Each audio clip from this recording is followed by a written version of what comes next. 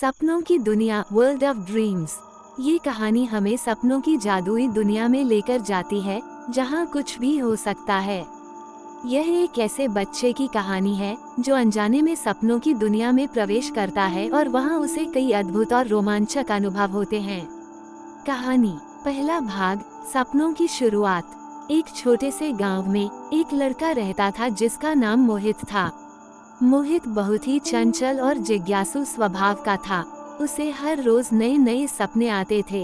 एक रात जब वो गहरी नींद में था, उसने एक अनोखा सपना देखा। उसने देखा कि वह एक सुनहरी दरवाजे के सामने खड़ा है जो अपने आप खुल जाता है और एक चमकदार रोशनी अंदर से बाहर आती है। दूसरा भाग, सपनों की दुनिया में प्रवेश। मोहित ने दरवाजे के अंदर कदम रखा और उसे लगा कि वो किसी जादुई जगह पर आ गया है।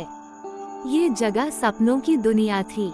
वहाँ के पेड़, फूल और जानवर सब बात कर सकते थे।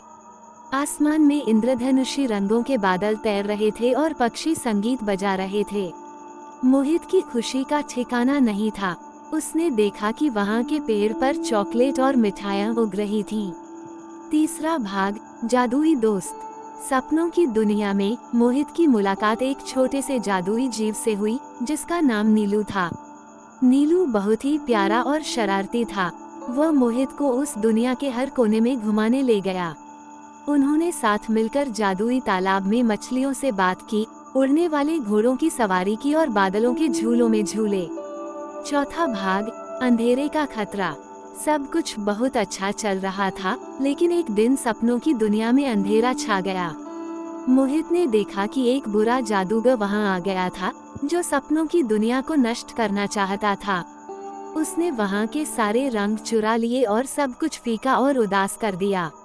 नीलू और मोहित ने उसे रोकने की ठानी। पांचवा भाग, साहसिक युद्ध। नीलू ने मोहित को एक जादुई तलवार दी जो केवल अच्छे दिल वाले लोग ही चला सकते थे। मोहित ने साहस दिखाया और उस जादूगर से लड़ने के लिए तैयार हो गया। उन्होंने मिलकर जादूगर से जंग लड़ी। मोहित की सच्ची नीयत और नीलू की मदद से जादूगर को हराने में सफल हुए। छठा भाग, रंगों की वापसी। जादूगर के हारते ही सपनों की दुनिया में फिर से रंग लौट आए। आसमान में इंद्रधनुष चमकने लगे और पेड़ पौधों में नई जान आ गई। नीलू और मोहित ने खुशी से नाचना शुरू कर दिया। वहाँ के सारे जीव जंतु भी जश्न मनाने लगे। सातवां भाग, विदाई का समय। अब मोहित का समय था कि वो अपने असली दुनिया में वापस लौटे। नीलू ने उसे अलविदा कहा और एक जादुई पत्थर दिया जिसे मोहित जब भी देखता उसे सपनों की दुनिया की याद आती। मोहित ने सपनों की दुनिया को अलविदा कहा और दरवाजे से बाहर निकला। आखिरी भाग, एक नई सुबह। सुबह मोहित की नींद खुली और उसने पाया कि वह अपने बिस्तर पर है, लेकिन उसके हाथ में वह जादुई पत्थर था। उसे समझ आ गया कि सपनों की दुनिया असली थी और उसे कभी न भूलने वाले दोस्त और साहसिक अनुभव मिल चुके थे। अब मोहित हर रात सोने से पहले उस पत्थर को देखता और उसे विश्वास था कि सपनों की दुनिया हमेशा उसके दिल में बसी रहेगी। योजक चिन्ह, योजक चिन्ह, योजक चिन्ह। कहानी से सीख। ये कहानी हमें सिखाती है कि सपने देखना और उनका पीछा करना हमें अद्भुत अनुभव दे सकता है।